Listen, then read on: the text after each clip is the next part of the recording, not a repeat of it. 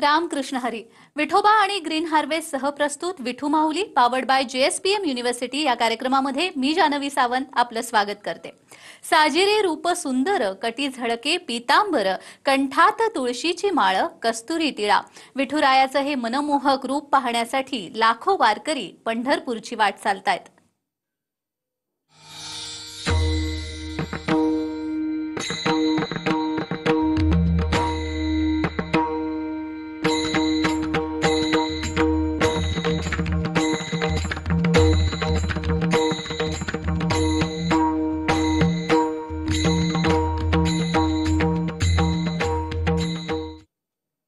ब्रह्मांडीचे रूप साठवण्या डोळा, जमतो हा मेळा चंद्रभागेतीरी.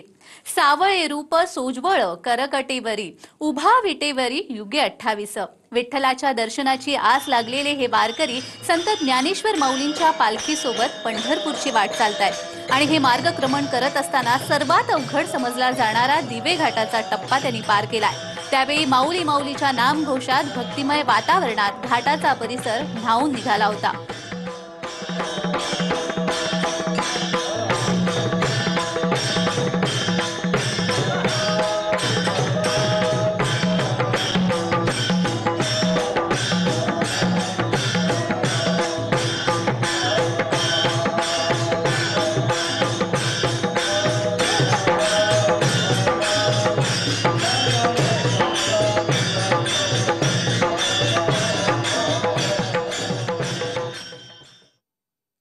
पुण्याच्या नागरिकांचा 2 दिवसांचा पाहुणचार घेतल्यानंतर काल पालखी दिवे घाटाचा अवघड मार्ग सर करत सासवड मुक्कामी पोहोचली.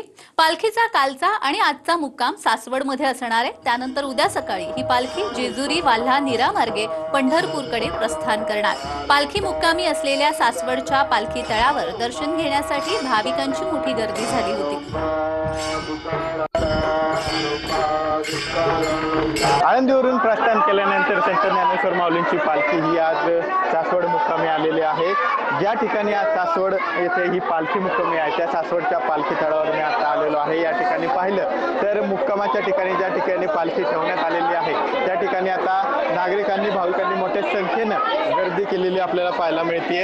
या पालखी तळाच्या बाहेर जर पाहिलं तर मोठ्या प्रमाणात रांग जी आहे ती लागलेली पाहायला मिळते. खरं तर 19 तारखेला या पालखीने आळंदी येथून प्रस्थान ठेवलेलं होतं. त्यानंतर आजचा मुक्काम या पालखीचा सासवड या ठिकाणी असणार आहे आणि उद्या ही पालखी जी आहे ती सासवड नंतर पुढे जेजुरी वाल्हा नीरा असं करत पंढरपूरच्या दिशेने मार्गस्थ होणार आहे. सदा माझे डोळे जडो तुझी मूर्ती, रखुमाईच्या पती सोयरिया. गोड तुझे रूप गोड तुझे नाम, देई मज प्रेम सर्व काळ. तुकोबानी पांडुरंगांचे केलेले हे रसभरीत वर्णन. याच जगद्गुरु संत तुकाराम महाराजांची पालखी रात्री लोणी काळभोरमध्ये मुक्कामी होती. इथून ही पालखी यवतला मार्गस्थ झाली. यावेळी ज्ञानोबा तुकोबाच्या गजरात वारकरी दंग झाले.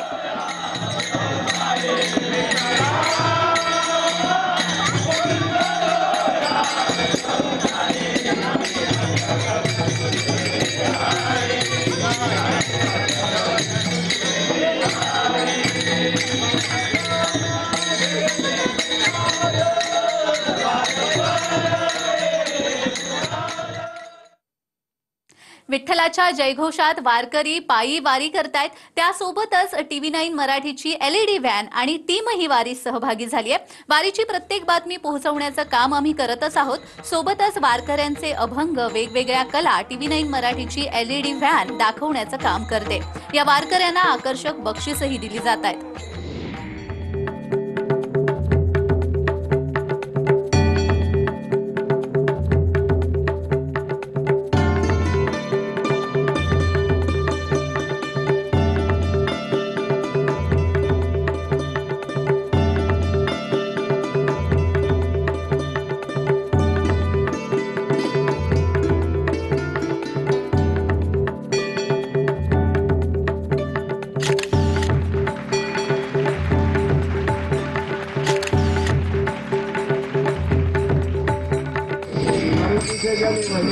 मुखे मना हरी मना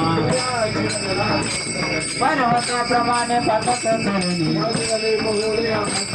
नाही त्याची भक्ती तुमचा भक्त अनंत वाचाळ भरती भर ज्ञान देवा प्रमाणात महानिदान हरिमुखे मना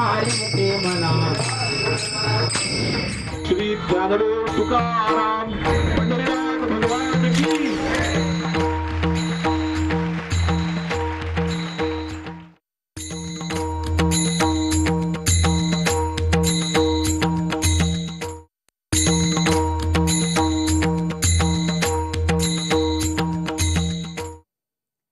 विठोबा आणि ग्रीन हार्वेस्ट सह प्रस्तुत विठू माऊली को पावर्ड बाय JSPM युनिव्हर्सिटी या कार्यक्रमामध्ये विश्रांतीनंतर तुमचं पुन्हा एकदा स्वागत आहे।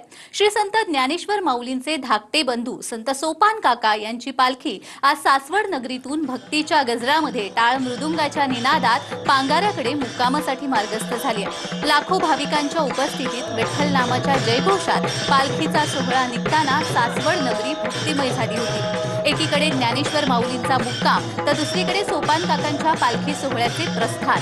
पुरंदरच्या भूमीला आज संतांच्या संगतीचं सौभाग्य लाभलंय।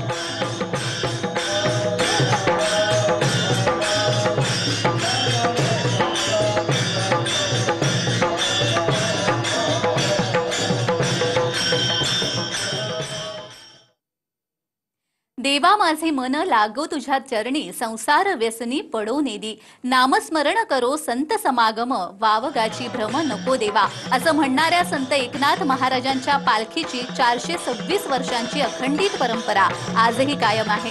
बीडमधल्या शिरूर कासार येथे संत एकनाथ महाराजांच्या पालखीचं ग्रामस्थांनी स्वागत केलं। ढोल ताशांच्या गजरात आणि फटाके फोडून दिंडीचं उत्साहात स्वागत करण्यात आलं। दिंडीमध्ये हजारो वारकऱ्यांनी सहभाग घेतला होता।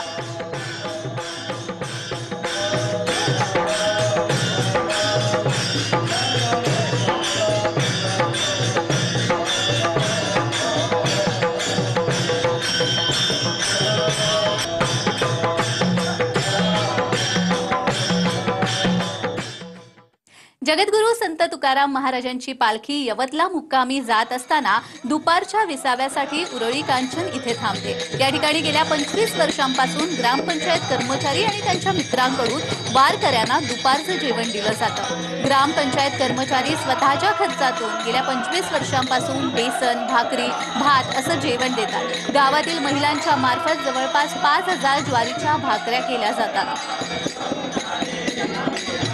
जगद्गुरु संत तुकाराम महाराजांची पालखी कालचा लोणी काळभोरचा मुक्काम संपवून आता यवतच्या दिशेने मार्गस्थ झालेली आहे आणि आता दुपारचा या पालखीचा जो विसावा असणार आहे तो उरुळी कांचन या ठिकाणी असणार आहे। आपण पाहतोय की लाखो वारकरी आज सकाळपासून यवतच्या दिशेने निघालेले आहेत आणि आता दुपारचा अगदी काही वेळ विसावा जो असणार आहे तो उरुळी कांचन मध्ये असणार आहे। त्यापूर्वी पालखी हळूहळू पंढरपूरच्या दिशेने निघते। मात्र ज्यांना ही पंढरपूरची वारी करता येत नाही ते भाविक मोठ्या प्रमाणात दर्शन घेण्यासाठी गर्दी करत असतात आणि आता देखील मोठी गर्दी या ठिकाणी झाल्याचं आपण पाहायला मिळतोय। मराठवाड्यातील सर्वात मोठा पालखी सोहळा श्री क्षेत्र गहिनीनाथ गड येथील संत वामनभाऊ महाराज यांचा पालखी सोहळा 25 जून रोजी गहिनीनाथ गड येथून महंत विठ्ठल महाराज शास्त्री यांच्या मार्गदर्शनाखाली हा पालखी सोहळा लाखो वारकऱ्यांच्या उपस्थितीत प्रस्थान करत असून या संत वामनभाऊ महाराज यांच्या पालखी सोहळ्याला यावर्षी चिखली तालुका पाटोदा जिल्हा बीड येथील शेतकरी आश्रुबा त्रिंबक लाड यांनी कर्नाटक येथून तब्बल 5,11,000 रुपयांची बैलजोडी खरेदी केली आहे। शेतकरी आश्रुबा त्रिंबक लाड यांनी आपल्या घरी या बैलजोडीचं आगमन होताच मोठ्या धूमधडाक्यात बैलजोडीचं औक्षण करून फुलांच्या पायघड्या घालून बैलजोडीवर पुष्पवृष्टी करत भव्य स्वागत केलंय।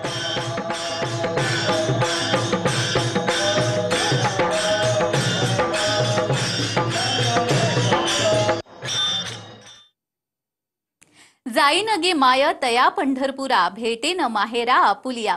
वारीचा हा विलक्षण अनुभव आम्ही आपल्याला दररोज देणार आहोत अगदी आषाढी एकादशी पर्यंत। तुर्तास विसावा घेतोय। नमस्कार, रामकृष्ण हरी।